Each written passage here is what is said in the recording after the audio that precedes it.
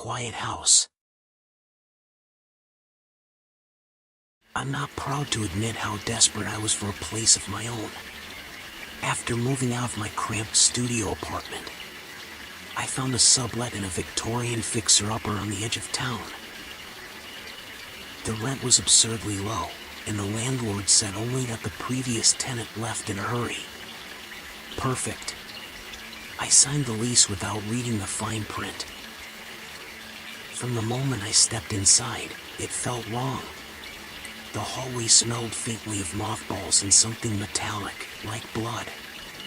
The floorboards creaked under my boots even when I stood perfectly still.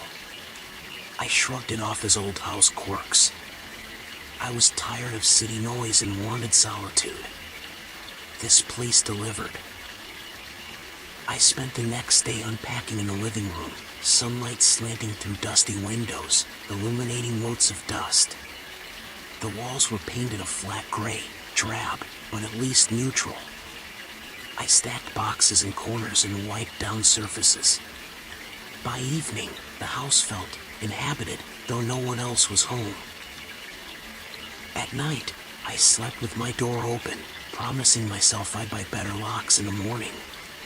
But around 2 a.m., I jolted awake to the softest of sounds, a faint scratching, like someone fingernails tracing the wall outside my bedroom. I froze, heart thundering. The hallway was pitch black. I whispered, "Hello?" My voice sounded small. The scratching stopped. Minutes passed. Nothing. When my pounding heart slowed enough, I forced myself up and flicked on the light. No one. The wall was unblemished. I lay back down, telling myself it must have been a rat. Eventually, I drifted off. The next day, I found claw marks on the banana I'd left on the kitchen counter. 3 long gashes, as though something had sliced it open. I live alone. No pets. I looked around. The windows were locked. Unease rose in my chest. That afternoon, I called my friend Marco. I told him about the noise, the marks. He laughed. Maybe it's just mice, man. Old houses have critters. I agreed, weakly.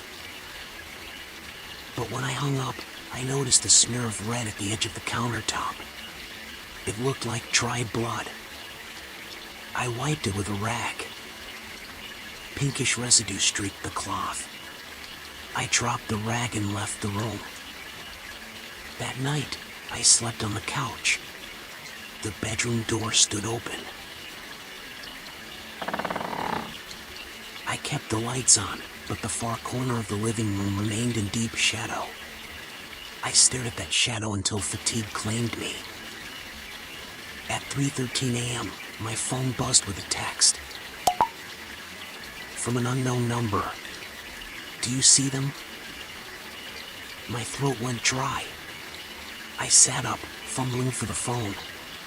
No new notifications, no number in my list.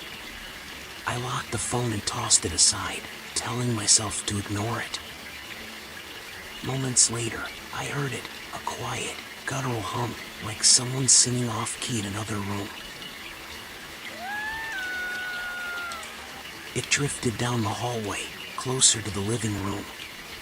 It wasn't a song I recognized, just a series of warped notes that grated against my mind.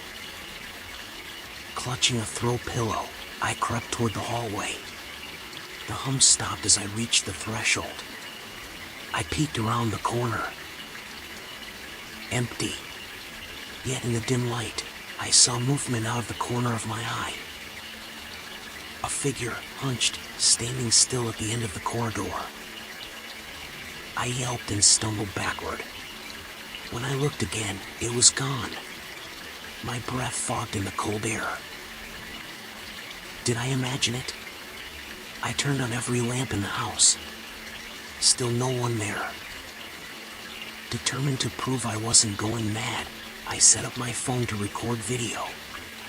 I placed it on a stack of books in the living room, hit record, and sat back down. I stayed up until 5 a.m., eyes glued to the camera feed. Nothing happened.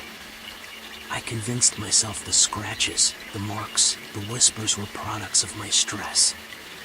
I turned off the camera and collapsed onto the couch. When I woke at noon, the front door was wide open.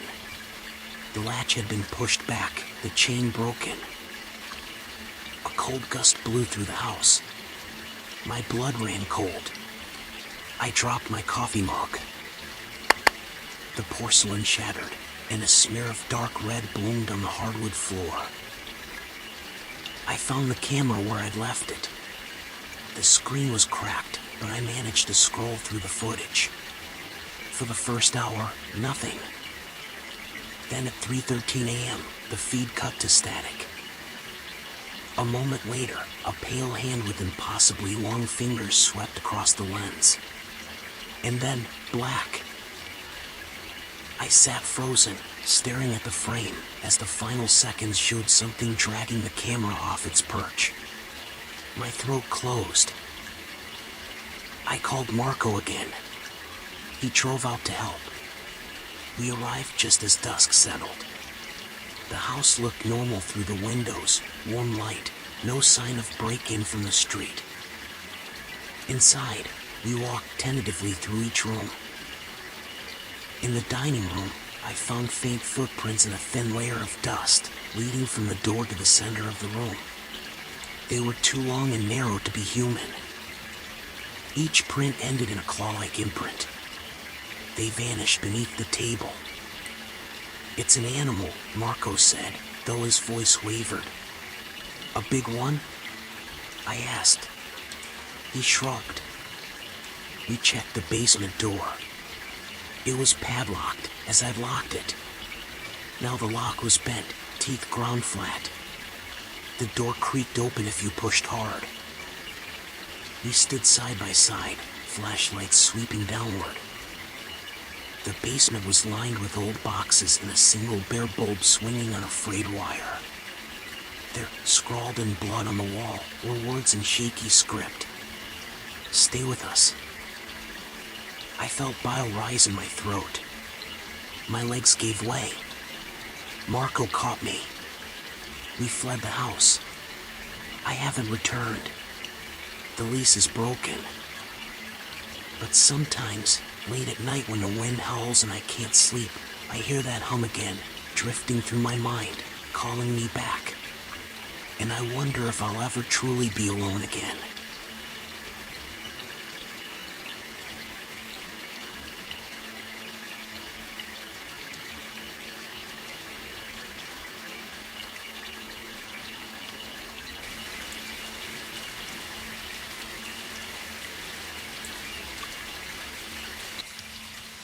They weren't here to rob us. I was 18 at the time. It was the start of summer, so school was out. No job, no responsibilities. Most of my days were spent inside, playing video games, watching YouTube, Netflix. Just enjoying the freedom. Nothing unusual. Until that night. My parents had gone out of town for a few days. They did that sometimes, and it was never a big deal. Sometimes I'd invite friends over, but that night, I just wanted to be alone.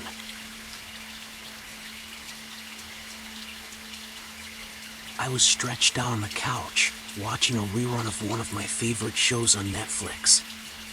Scrolling through my phone. It was late, maybe 11 p.m., maybe midnight, when it happened. I paused the TV and got up. It didn't even register at first how late it was. I almost opened the door without thinking, but something told me to check. I looked through the peephole. 2 men, standing on the porch, dressed similarly, just waiting. No movement, No knocking again. Just still. I froze. Should I speak? Should I pretend I wasn't home? Then one of them said, "Hello? We're here to speak with Mr. and Mrs. Ian." Why would anyone be looking for them this late?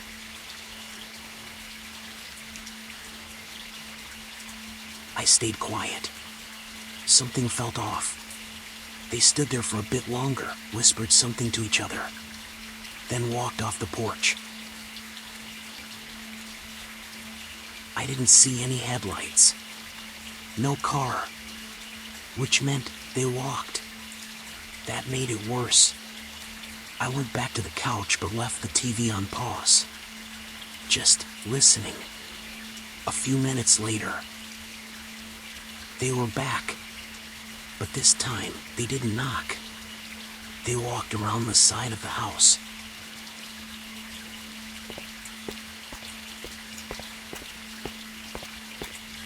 I ran to the back window. They were inside the yard now. They opened the fence, walked through. I ducked out of view. They went straight to the back door. I could hear them talking, then trying the handle. That was my cue. I grabbed my phone and slipped into the garage, quietly. I called the police, told them someone was trying to break in. A loud sound echoed through the house. The back door slid open. I heard footsteps, going through the living room, then up the stairs. A door opened, then closed. And after that, nothing.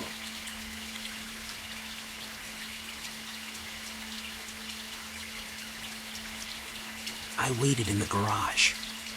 10 minutes. 10 slow, terrifying minutes.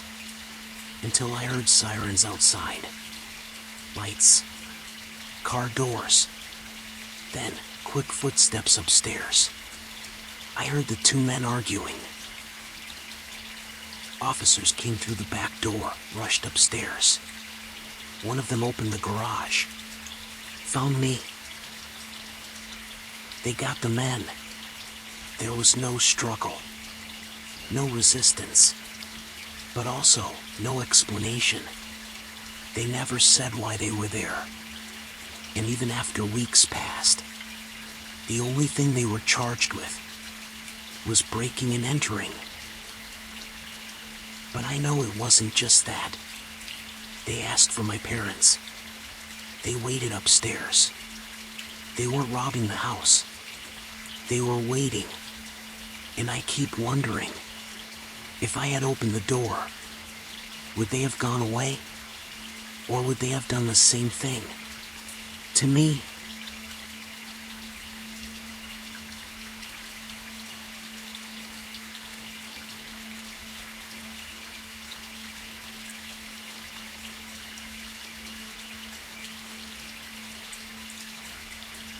The voice from the basement.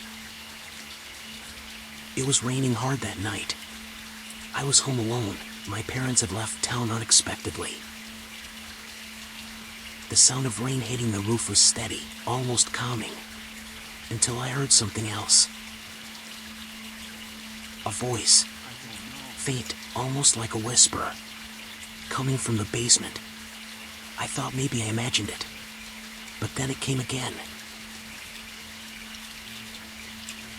My blood went cold. The basement was locked, it always was. But when I went to check, I saw the door was slightly open. I hesitated. "Hello?" I called out. No answer. Just the sound of dripping water echoing from below. I turned on my phone's flashlight, but the battery died instantly. Then, the lights in the house flickered and went out completely. That's when I heard footsteps coming up the basement stairs. Slow, heavy. I slammed the door shut and locked it. Called the police. When they arrived, they searched the basement. They didn't find anyone. But on the cold concrete floor, they found barefoot footprints and a damp, moldy mattress in the corner. That was terrifying. The visitor during the storm. It was just me that night. The storm outside was loud. Wind, thunder, rain pouring like a waterfall. I was on the couch, music in my ears. I heard intercom buzzes abruptly. I looked at the clock. 1:47 a.m. I thought it was a mistake, but I answered. A woman's voice, trembling, but too calm, asking for help. She said she was lost in the storm. I asked where she was. She said she was outside, in my yard. I peeked through the window. She was there, standing completely still, soaking wet, staring straight at the house. She didn't blink, didn't move, just smiled. I went back to the intercom. I asked, "Who are you?" Then she said something very creepy. Don't you remember me? I used to live here. They never let me leave. I locked every door, hid in the bathroom. I waited there until sunrise. The next morning, I checked the cameras. Nothing. No one at the gate. No one in the yard. But at 1:47 a.m. exactly, all had happened again and I froze.